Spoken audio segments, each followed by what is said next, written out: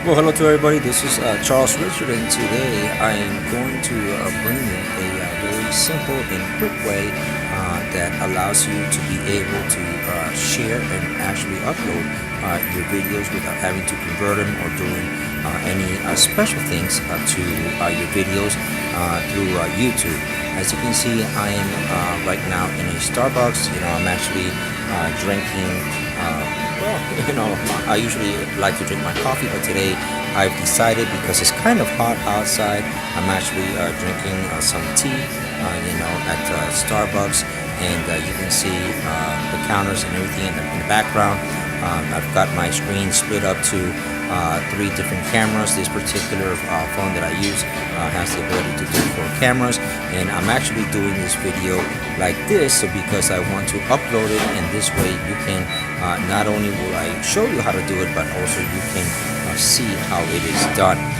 This particular video is going to be probably about 2-3 minutes long. I'm not trying to do nothing fancy. I'm not trying to create nothing, super elaborate. That's why I'm using the phone on a tripod on a table, and that's basically it. Now, YouTube has the capabilities, as you know, when you upload a video to YouTube. YouTube does its own little thing. It actually converts and does its own little compression.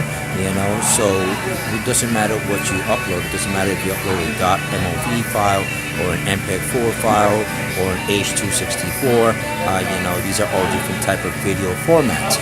So what I'm trying to tell you is, if you have your phone and you're recording a video and you want to upload it, and sometimes some of these softwares, emails don't allow you to upload a video file because it's too large, you can always upload it to YouTube. And when you upload it to YouTube, the only thing you have to do is share that link. Now, YouTube has 3 different settings that you can use to be able to select how your videos are going to be played. The first one, and the most common one, which everybody uses, is the public one. So, for example, as a creator, if I want to create a media or a video and I want to share it with everybody, I would select public. That way anybody and everybody can see that particular video. Now, besides that, there's 2 other selections that YouTube allows you to select. One of them is unlisted and the other one is private. The difference is the unlisted one is a selection that YouTube allows you to choose, that allows only those people that you send the link to are able to view the actual video itself. If you select unlisted and you have, let's say, your friend, or it's a business video, whoever you send that particular link to are the only ones that can view that particular video. And then finally, the last selection is private. For example, I use private when I actually am doing a video and I don't want the public to see it yet. I don't want nobody to see it. I put it on private, only I can see it. And when I am ready for it to go online, I switch my private setting from private to public, and then it comes online for everybody else in the public. That gives me the ability to choose and to review the video, carefully before anybody else sees it. These are the 3 selections that YouTube allows you to select.